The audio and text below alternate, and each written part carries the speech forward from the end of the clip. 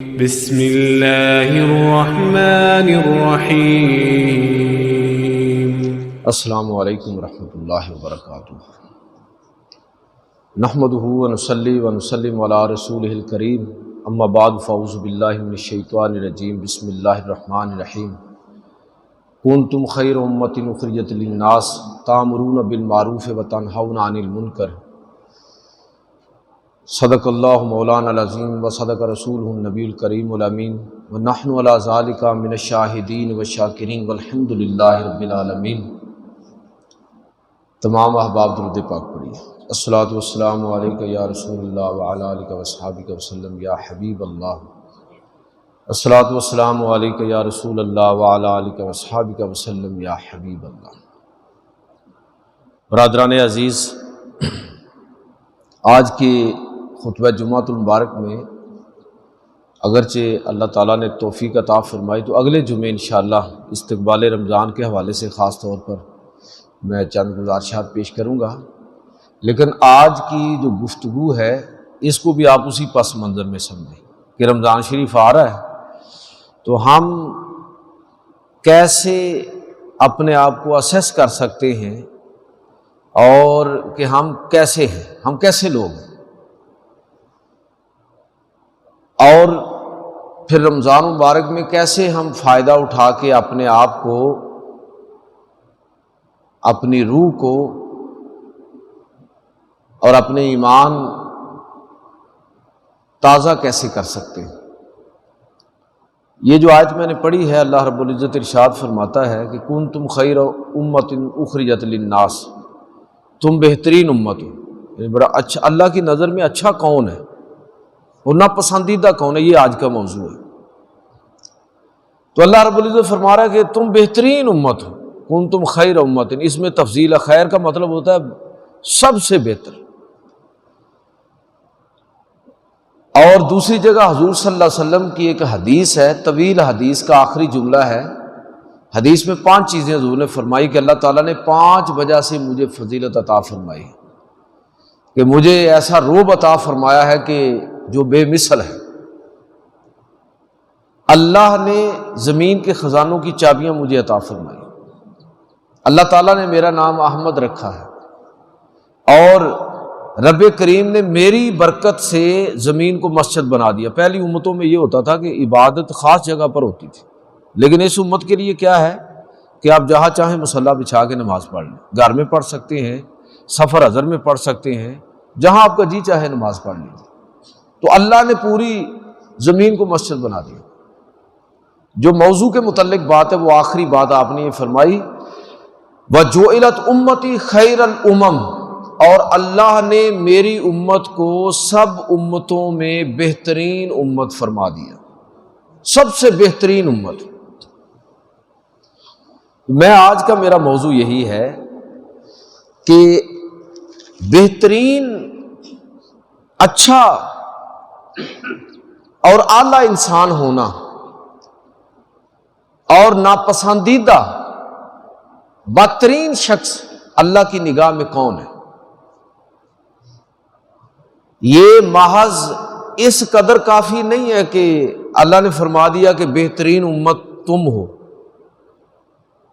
سب سے بہترین ہو، تو ساتھ یہ بھی تو فرمایا کہ بہترین ہونے کا سبب کیا ہے، کیا کسی خاص گروہ کے اندر پیدا ہونا یہ انسان کی فضیلت ہے جس میں انسان کا اختیار ہی کوئی نہیں ہے؟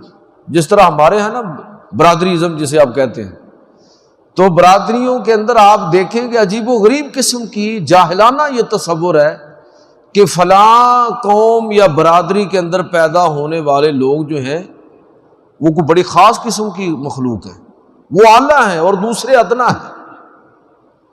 یہ 4-5 فیملیاں کہہ لیں کہ خاندان یہ ہمارے اس علاقے کے اندر، یہ ان کو بڑا زوم ہے کہ ہم بڑے کوئی خاص طرح کے لوگ ہیں، لیکن اللہ تعالیٰ نے کیا فرمایا کہ وَجَعَلْنَاكُمْ شُعُوبًا وَقَبَائِلَ لِتَعَارَفُوا، یہ محض تعارف کے لیے ہے۔ کسی خاندان میں پیدا ہونا یہ میرا اور آپ کا کوئی کمال نہیں ہے، ہمارا اختیار ہی نہیں ہے، اور کسی دوسرے آدمی کا کسی دوسرے خاندان میں پیدا ہونا اس کا کوئی قصور نہیں ہے، تو یہ وجہ فضیلت ہے ہی نہیں۔ وجہ فضیلت کیا ہے؟ وہ ہے انسان کا کردار، کریکٹر، کردار کیسا ہے، یہ اس سے تعین ہوگا کہ کون اچھا ہے اور کون برا ہے۔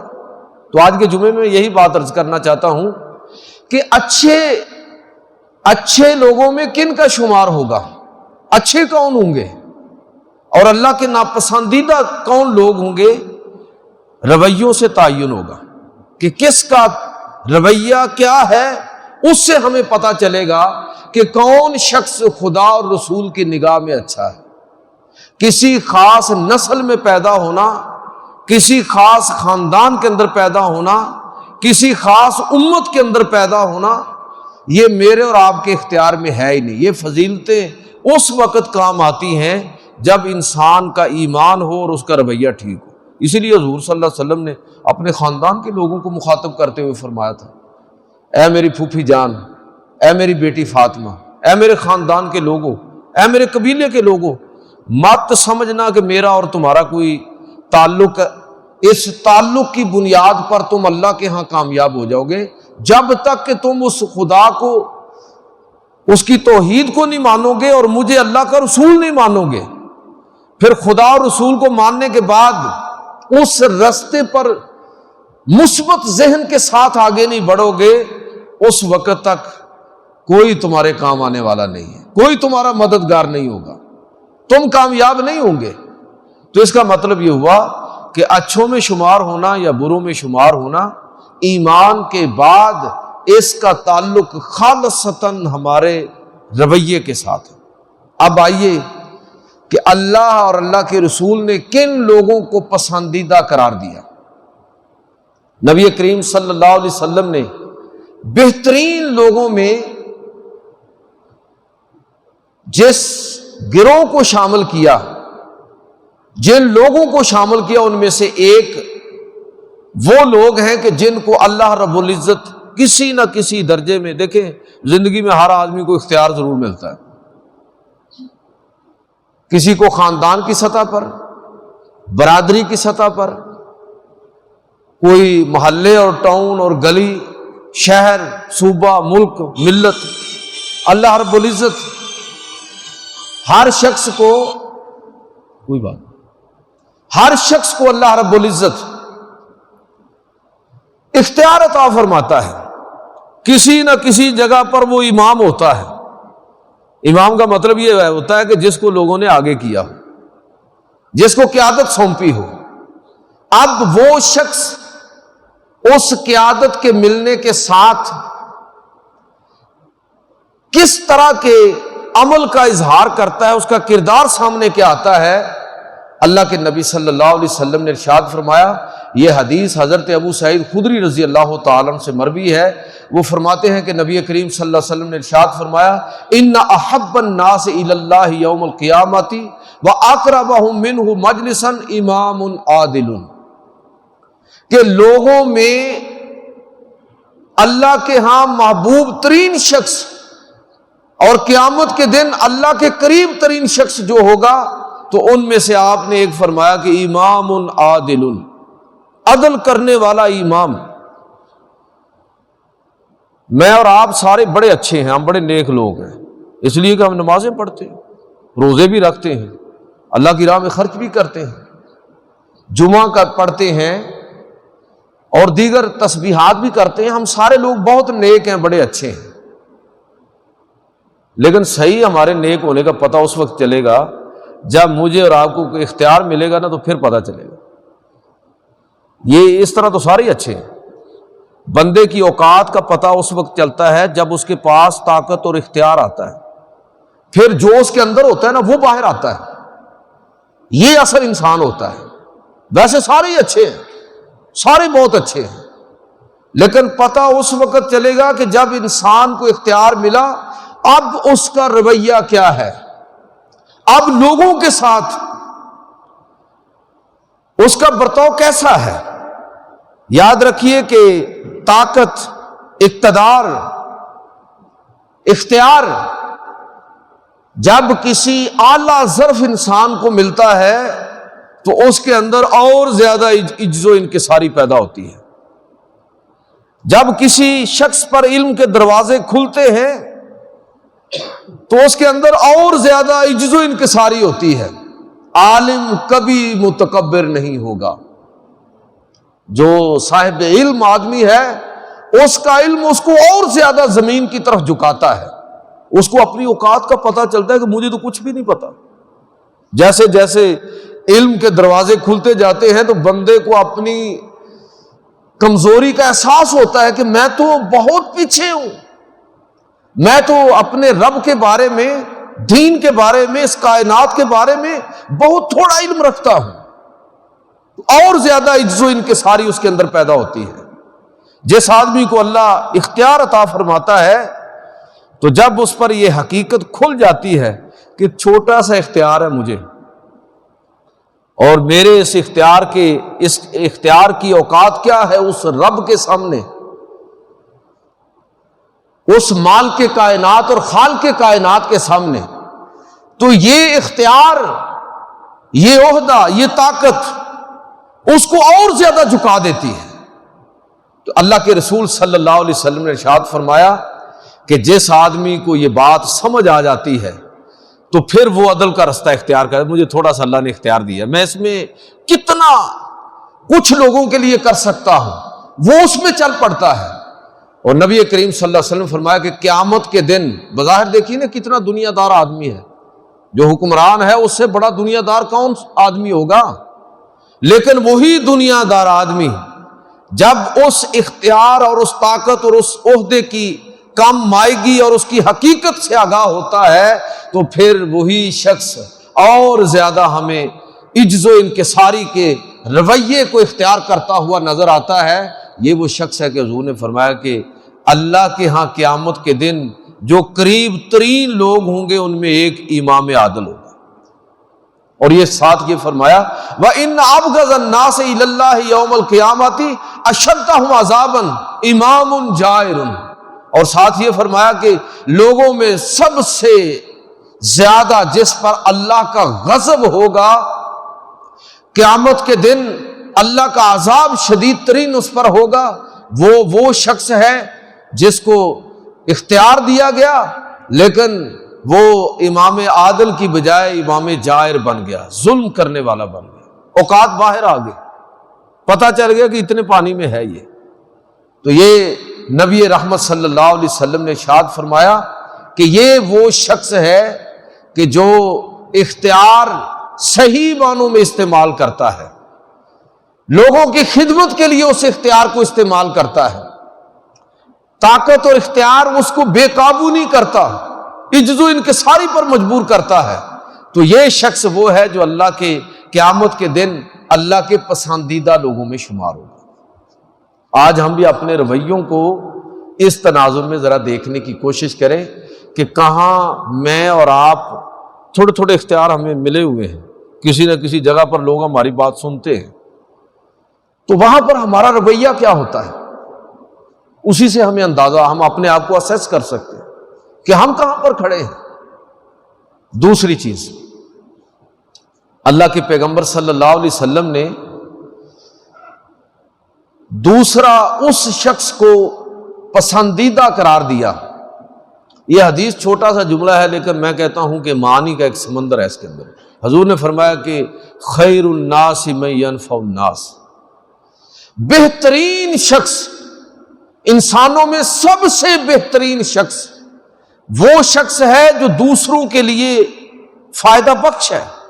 اپنے لیے سارے جیتے ہیں، اپنے لیے سب کرتے ہیں، لیکن میرے بھائیوں اصل انسان کی زندگی یہ ہے کہ وہ دوسروں کے لیے کتنا اس نے جینا سیکھا ہے. مجھے اور آپ کو چاہیے کہ ہم خود بھی اور اپنی اولاد کو بھی اس مقصد کے لیے ذہنی طور پر تیار کریں. بھائی یہی کامیابی ہے کہ بچہ اچھے نمبر لے لے، یہی کامیابی ہے کہ وہ گولڈ میڈل لے لے. اپنی اولاد کو سوشل جینیس بھی بننا سیکھیے. دوسروں کے ساتھ میل جول کیسے رکھنا ہے، دوسروں کے ساتھ ہمارے رویے کیسے ہونے چاہیے. بس نمبر بہت اچھے لیے، بچہ بڑا کامیاب ہے، میں بڑا کامیاب ہوں اس لیے کہ میرے پاس دولت بڑی ہے.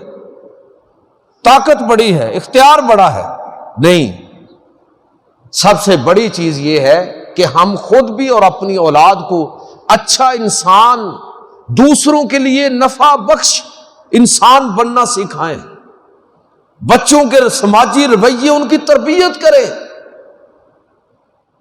یہ اس معاملے میں یقین جانیے کہ آج کے دور میں بڑی کوتاہی ہو رہی ہے۔ ہم نے کامیابی کے عجیب و غریب معیارات مقرر کیے ہوئے ہیں کہ کامیاب انسان کون ہے، کامیاب بچہ کون ہے۔ انسان جس کی کوٹھی ہو، فیکٹریاں ہوں، جائیداد ہو، عہدہ ہو، سکیل ہو، تنخواہ زیادہ ہو، کامیاب ہے۔ بچہ گولڈ میڈلسٹ ہے، نمبر بڑے اچھے ہیں، کلاس میں فرسٹ آتا ہے، لیکن یہ پتہ نہیں ہے کہ دوسروں کے ساتھ گفتگو کیسے کرنی ہے، یہ آداب سکھاتے ہی نہیں ہیں۔ لوگوں کے ساتھ ہمارا رویہ کیا ہونا چاہیے؟ یاد رکھیے اور بہت اچھی طرح یاد رکھیے کہ جو شخص اچھا انسان نہیں ہے وہ اچھا مسلمان نہیں ہے۔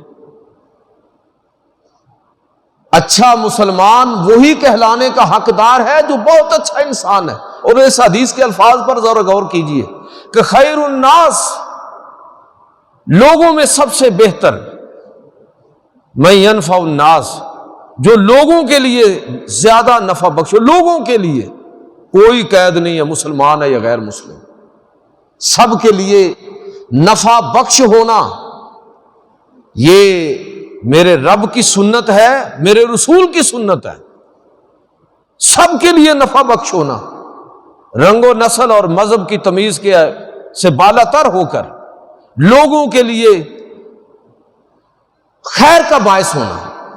نبی کریم صلی اللہ علیہ وسلم کی حدیث ہے، حضرت عبداللہ بن عمر رضی اللہ تعالی عنہ وہ روایت کرتے ہیں کہ نبی کریم صلی اللہ علیہ وسلم نے ارشاد فرمایا، اذا اراد اللہ بعبد خیر استعملہ علی قضاء حوائج الناس، جب اللہ کسی انسان کی بھلائی چاہتا ہے، ارادہ فرما لیتا ہے، تو پھر اللہ رب العزت اس کو لوگوں کا حاجت روا بنا دیتا ہے۔ جاؤ اور لوگوں کی ضرورتوں کو پورا کرو۔ پچھلے جمعے بھی آپ نے وہ حدیث سماعت فرمائی کہ شب برات میں حضور نے فرمایا 10 طرح کے لوگوں کی بخشش نہیں ہوگی، اور میں نے وہ حدیث آپ کو سنائی کہ ان میں سے صرف ایک کا تعلق عقیدے سے ہے کہ شرک جو کرے گا اس کی بخشش نہیں ہوگی، باقی 9 چیزوں کا تعلق ہمارے سماجی رویوں سے ہے کہ اس آدمی کی بخشش نہیں ہوگی جو غیبت کرتا ہے جب تک کہ توبہ نہیں کرے گا، پکا وعدہ نہیں کرے گا کہ آئندہ بچے گا، جو چغل خور ہے، جو قاتل ہے، جو ڈاکے مارنے والا ہے، بدکار ہے، دوسروں کی عزتوں پر حملہ آور ہوتا ہے، ذخیرہ اندوزی کرنے والا ہے، وہ ساری چیزیں آپ گن لیں، ہمارے سماجی رویوں سے ان کا تعلق ہے۔ تو اس کا مطلب یہ ہوا کہ اللہ کے نبی صلی اللہ علیہ وسلم کے اس فرمان کا مطلب ہے کہ اگر میں اور آپ یہ دیکھنا چاہتے ہیں کہ ہم کتنے اچھے ہیں، اپنے بارے میں خود دیکھنا چاہتے ہیں، اپنی اسیسمنٹ کرنا چاہتے ہیں، تو کر سکتے ہیں، کر سکتے ہیں، لیکن اس معیار کے مطابق ہمیں اپنے آپ کو اسیس کرنا چاہیے۔ ہم نے اور معیار بنائے ہیں کہ میں کیسے اپنے آپ کو اسیس کرتا ہوں کہ میں کیسا ہوں، کہ میری ظاہری وضاحت، یہ ہم نے یہی اسی معیار بنایا نا کہ ظاہری وضاحت جو ہے اور بعض مخصوص اعمال کہ آدمی تسبیح پھیرتا ہے، داڑھی رکھی ہوئی ہے، گیٹ اپ ٹھیک ہے، تکبیر اولیٰ پر مسجد میں پہنچ جاتا ہے، حج عمرہ اور باقی کام بھی کیے ہوئے ہیں، تو اچھا آدمی ہے۔ میرے بھائیوں، یہ اچھا ہونے کی علامات میں سے یہ بھی ہے، لیکن یاد رکھیے کہ اللہ کے ہاں بہترین شخص وہ ہے کہ ان تمام اعمال کے ساتھ جب تک ان اعمال نے اس کے رویے کے اندر کوئی تبدیلی پیدا نہیں کی، تو یہ سارے کے سارے اعمال بھی وہ ہیں کہ جن کی حقیقت سے ہی ہم آگاہ نہیں ہو سکے۔ پچھلے جمعے نماز کے حوالے سے میں نے تفصیل سے بات کر دی، تو کہنا یہ چاہتا ہوں کہ اللہ کے نبی صلی اللہ علیہ وسلم یہ فرما رہے ہیں کہ جب اللہ تعالیٰ یہ ارادہ فرماتا ہے نا کسی انسان کی خیر کا، تو اللہ رب العزت اس کو توفیق دے دیتا ہے کہ جاؤ اور لوگوں کے حاجت روا بن جاؤ۔ مجازن حقیقی حاجت روا تو اللہ تعالیٰ ہے، لیکن مجازن اللہ اس کو لگا دیتا ہے کہ جاؤ اب اس انسان کا حدیثوں کو سامنے رکھے کہ انسان دوسرے کے لیے نفع بخش کیسے بنتا ہے، وہ ساری حدیثیں اپنے سامنے لائیے کہ اللہ کے نبی صلی اللہ علیہ وسلم کس طرح فرماتے ہیں کہ لوگوں دوسروں کو نیکی کی دعوت دینا یہ انسان کے اچھا ہونے کی علامت ہے، دوسروں کو کسی کی مالی مشکل کو حل کر دینا، غریب اور یتیم کے سر پر دست شفقت رکھنا، اپنی ضرورت کو پس پشت ڈالتے ہوئے دوسروں کی ضروریات کو پورا کرنا، کسی کو رستہ بتا دینا کہ بھٹک نہ جائے، اس طرف جانا ہے، قرض دیا ہے تو اس قرض کے اندر نہیں ادا کر سکا اس کو مہلت دے دی ہے۔ نبی کریم صلی اللہ علیہ وسلم نے حدیثوں کے اندر اس بات کو واضح فرما دیا کہ کسی دوسرے شخص کو اچھا مشورہ دینا بھی بہت بڑی نیکی اور صدقہ ہے۔ اللہ تعالیٰ نے آپ کو عقل دی ہے، دانش دی ہے، اور آپ جانتے ہی نہیں ہیں کہ آپ کے اس مشورے کے اثرات کتنے مرتب ہوں گے۔ آپ پوری دیانتداری کے ساتھ کسی کو مشورہ دیتے ہیں جو صحیح سمجھتے ہیں، اور دوسرے آدمی کی زندگی کا رخ بدل گیا۔ آپ نے کسی بچے کی فیس ادا کر دی اور آپ بھول گئے، آپ کے تو ذہن میں نہیں ہے، لیکن آپ نہیں جانتے کہ اس بچے کی تعلیم، اس کی اپنی زندگی کس طرح تبدیل ہوئی اور آگے خاندان اور نسلیں کس طرح تبدیل ہوئی ہیں۔ آپ نے وہ نیکی کر کے دریا کے اندر ڈال دی، لیکن اس نیکی کے اثرات قیامت تک ظاہر ہوتے رہیں گے۔ تو میرے بھائیوں، انسان کتنا دوسروں کے لیے نفع بخش بنتا ہے، اس کی ایک نہیں بہت ساری وجوہات اور بہت سارے پہلو ہیں کہ آپ کسی کی جائز سفارش کر دیتے ہیں، آپ ماحول دوست پودے لگاتے ہیں، درخت لگاتے ہیں، چھوٹا سا عمل ہے نا بظاہر، لیکن لوگوں کے شوق ہوتے ہیں کہ یار یہ پولوشن کم ہوگی، لوگوں کو سانس لینے میں آسانی ہوگی، پھلدار درخت ہوگا، پرندے آ کے اس پر بیٹھیں گے، کھائیں گے، لوگ ان کی آوازیں سن کے لطف اندوز ہوں گے۔ ذرا دیکھیے مائنڈ سیٹ کیا ہے۔ یہ ساری چیزیں صدقہ ہے، یہ ساری چیزیں انسان کے اچھا ہونے کی علامت ہے۔ تو اللہ کے نبی صلی اللہ علیہ وسلم نے فرمایا کہ لوگوں میں سے بہترین انسان وہ ہے جو دوسروں کے لیے نفع بخش ہے۔ آپ نے فیکٹری بنائی ہوئی ہے تو آپ کے ہاں 150 لوگ کام کرتے ہیں، ہزاروں لوگ کام کرتے ہیں، آپ دوسروں کے لیے، آپ نے کبھی غور کیا کہ جو آدمی کاروبار کرتا ہے اس پر زکوٰۃ کیوں نہیں ہے؟ ویسے مال دولت گھر رکھیں گے زکوٰۃ آئے گی، کاروبار کرنے والے پر زکوٰۃ نہیں ہے، منافع پر زکوٰۃ ہوگی، جو ایسٹ ہے، راس المال ہے، جو انویسٹمنٹ کی ہوئی ہے اس پر نہیں ہے۔ کیوں؟ اس لیے کہ ذرا سوچے نا کہ اس نے یہ سارا کاروبار کیا ہوا ہے اور اس میں نامعلوم کتنے لوگوں کو اس نے نوکری دی ہوئی ہے، اور اس میں اس کے ذہن میں کیا ہے کہ یار جتنے لوگوں کو موقع ملے گا اتنے گھروں کے چولہے جلیں گے۔ یہ ساری تنخواہیں، یہ سب کچھ اس کے نامہ اعمال کے اندر صدقے کے طور پر لکھا جا رہا ہے۔ ایک زمیندار جو کاشتکاری کرتا ہے، زبردستی پرندے آتے ہیں کھا کے چلے جاتے ہیں، پٹاخے بھی پھوڑتے ہیں، تب بھی ڈراؤنے بھی لگائے ہوئے ہیں ادھر کھیت کے اندر، لیکن یہ اس کی طرف سے یہ بھی صدقہ جاریہ ہے، یہ اس کی طرف سے بھی صدقہ ہو رہا ہے۔ میں کہنا یہ چاہتا ہوں کہ انسان پرندوں کے لیے، جانوروں کے لیے، انسانوں کے لیے، مسلمانوں اور غیر مسلموں سب کے لیے کتنا نفع بخش ہے۔ اللہ کے رسول صلی اللہ علیہ وسلم فرما رہے ہیں کہ جو شخص دوسروں کے لیے جتنا زیادہ نفع بخش ہوگا، اللہ کی اور اللہ کے رسول کی نگاہ میں وہ شخص اتنا ہی زیادہ اچھا ہے، اتنا ہی زیادہ بہتر ہے۔ تو مجھے اور آپ کو دیکھنا چاہیے کہ ہم دوسرے انسانوں کے لیے کتنے نفع بخش ہیں، دوسرے انسانوں کو کتنا فیسیلیٹیٹ کرتے ہیں، کتنا کام آتے ہیں ان کے۔ نیکی خود کرنا اور دوسروں کے لیے نیکی کی سہولت پیدا کرنا، یہ ساری چیزیں جو ہیں وہ گویا کہ خیر کے اندر آ جاتی ہیں اور انسان کا نفع بخش ہونا۔ تیسری بات، ایک حدیث ہے بہت کہ اللہ کو جو پسند ہے لوگ، ان میں سے ایک حدیث کے اندر ایسے شخص کا بھی ذکر ہوا کہ جو غصے پر ضبط رکھتا ہے، چھوٹی چھوٹی چیزوں پر بڑا غصہ آتا ہے ہمیں، تو جو آدمی اپنے غصے کو کنٹرول کرتا ہے، حدیث پاک کے اندر آتا ہے، یہ حدیث ہے حضرت ابو سعید خدری رضی اللہ تعالیٰ عنہ اس حدیث کے راوی ہیں۔ حدیث طویل ہے، اس کا مفہوم یہ ہے کہ 4 طرح کے لوگ ہیں۔ ایک وہ شخص ہے جس کو جلدی غصہ آتا ہے، جلدی اتر جاتا ہے۔ ایک وہ ہے دیر سے غصہ آتا ہے اور دیر سے اترتا ہے۔ یہ دونوں بین بین قسم کے لوگ ہیں، خوبی بھی ہے خامی بھی ہے۔ جلدی غصہ آ جانا خامی ہے، لیکن اتر بھی تو جلدی جاتا ہے۔ تو دیر سے غصہ آتا ہے، یہ خوبی ہے، لیکن اترتا بھی دیر سے ہے، یہ خامی ہے۔ تو خوبی بھی ہے خامی بھی ہے۔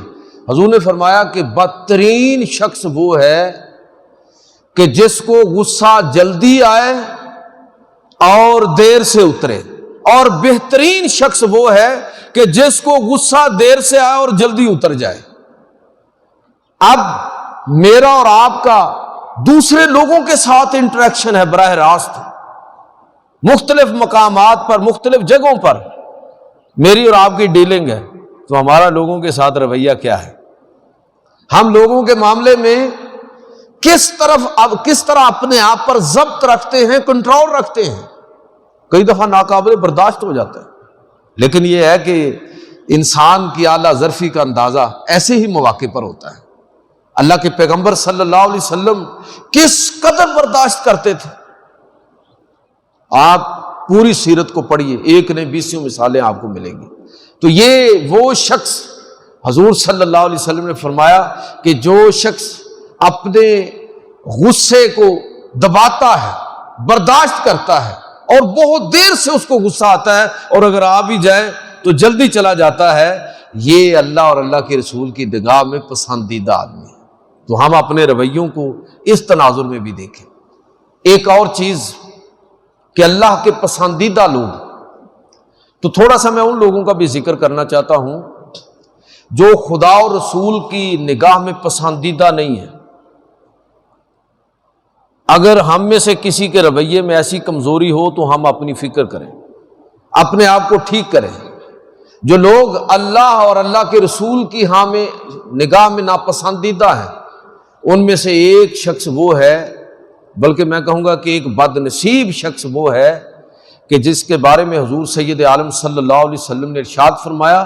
یہ سیدہ عائشہ صدیقہ رضی اللہ تعالی عنہا اس حدیث کو روایت کرتی ہیں کہ ان شر الناس عند اللہ منزلۃ یوم القیامہ من ترکہ الناس اتقاء شرہ، کہ اللہ کے ہاں قیامت کے دن بدترین شخص وہ ہوگا کہ جس کے ساتھ لوگ اس وجہ سے دوری اختیار کر لیں کہ اس کے شر سے محفوظ رکھیں اپنے آپ۔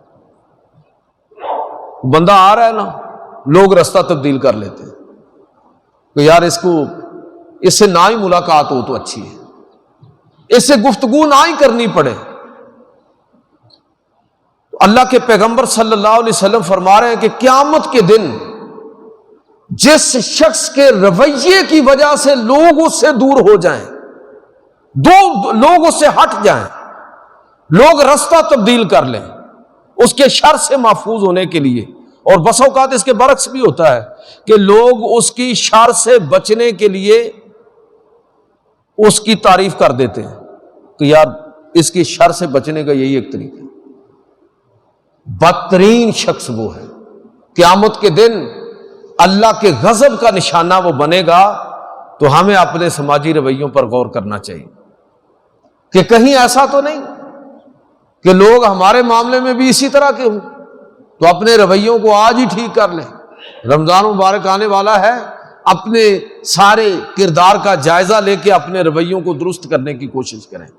اور نبی کریم صلی اللہ علیہ وسلم نے دوسرا بدترین شخص اس آدمی کو قرار دیا کہ جو شخص دوسرے کی دنیا آباد کرنے کے لیے اور دوسرے کی دنیا کے لیے اپنی آخرت کو برباد کر دیتا ہے۔ حضرت ابو امامہ رضی اللہ تعالی عنہ روایت کرتے ہیں کہ نبی کریم صلی اللہ علیہ وسلم نے ارشاد فرمایا من شر الناس منزلۃ عند اللہ یوم القیامہ عبد اذهب آخرتہ بدنیا غیرہ۔ یہ ابن ماجہ کی روایت ہے کہ نبی کریم صلی اللہ علیہ وسلم نے ارشاد فرمایا کہ اللہ کے ہاں مقام اور مرتبہ کے اعتبار سے وہ شخص بدترین ہے اور قیامت کے دن وہ بہت بری جگہ پر ہوگا۔